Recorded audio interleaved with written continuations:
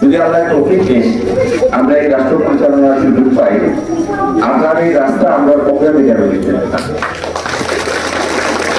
ইনশাআল্লাহ। যদি আপনারা সমর্থনে আমরা এই সুযোগ পাই, পরবর্তী 5 বছরে ইনশাআল্লাহ এই সদর উল্লেখযোগ্য কোনো রাস্তাও পাকা হওয়ার বাকি থাকবে। সিলেটের এই মুহূর্তে সবথেকে বড় সমস্যা বেকার সমস্যা। যদি বিএনপি রাষ্ট্র ক্ষমতা যায়, আমরা সরকারিভাবে বিভিন্ন পলিসি সাপোর্ট দিয়া, নীতি সহায়তা দিয়া আমরা ব্যবসায়ী উপরে আকৃষ্ট হব, যাতে এই ভূমে পর্যাপ্ত ম্যানুফ্যাকচারিং ইন্ডাস্ট্রি হয়, মিল ফ্যাক্টরি হয় এবং শিক্ষিত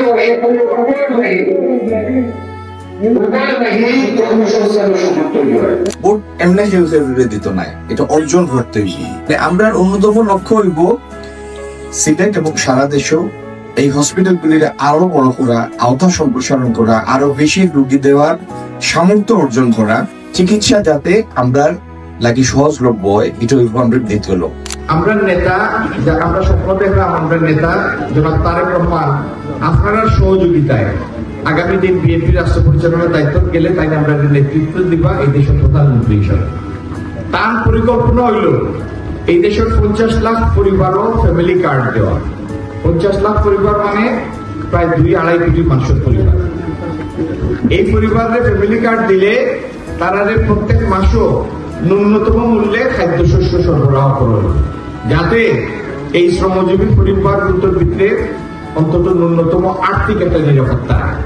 আমরা নেত্রী বেগম খালেদা জিয়ায় শিক্ষার বিনিময়ে খাদ্য কর্মসূচি চালু করছিলাম, যে আপনারা আপনার বাচ্চাদের স্কুলে পাঠাইলে এর বিনিময়ে সরকারে আপনারা নির্দিষ্ট সংখ্যক নির্দিষ্ট কেজি গম অথবা চাউল দিবে। আওয়ামী লীগ এটা বন্ধ করে দিয়েছে। ইনশাআল্লাহ আমরা যদি রাষ্ট্রীয় ক্ষমতা যাই, রাষ্ট্র পরিচালনার সুযোগ পাই, আমরা শিক্ষার বিনিময়ে খাদ্য কর্মসূচি আবার চালু করব, যাতে আপনারা বাচ্চাদের লাগি পড়ালেখার সুযোগ যারা আমরা মা বোন আমরা ফুলি বাতিজি বাগনিত নিরাপত্তা বিঘ্নিত করে এরার কোন স্থান ইনশাআল্লাহ সিলেট নাই। যদি আল্লাহ তৌফিক দেন আমরা রাষ্ট্র পরিচালনার সুযোগ পাই, আমরা টপমোস্ট প্রায়োরিটি হইব সিলেটে ম্যানুফ্যাকচারিং হাব করা, মিল ফ্যাক্টরি স্থাপনের ব্যবস্থা করা, দেশি এবং বিদেশি বিনিয়োগ আকৃষ্ট করা, যাতে আমরা পর্যাপ্ত কর্মসংস্থানের ব্যবস্থা। আজকের দিনে যদি আমাদের কোন শ্রমিকের কাছে চাঁদা দাবি করে একটু আন্দোলন বাঁচতে পুলিশের জোর রাখেন, একটা সিলেটে কজন থাকেন আপনারা? 20-50-60 জন থাকেন না? এর বাঁধেন পিলারেশ, তারপর আমাদের এই সিলেটকে আমরা বলতে দিতে চাই, এখান থেকে অনলাইন জুয়ার চির অবসান ঘটাতে চাই, এখান থেকে মাদকের চির অবসান ঘটাতে চাই। আমি আপনাদের ভালো দেখতে চাই এবং আপনাদের ভালো করার জন্যই, সিলেটের ভালো করার জন্যই এই চ্যালেঞ্জ নিয়ে আমি আপনাদের সামনে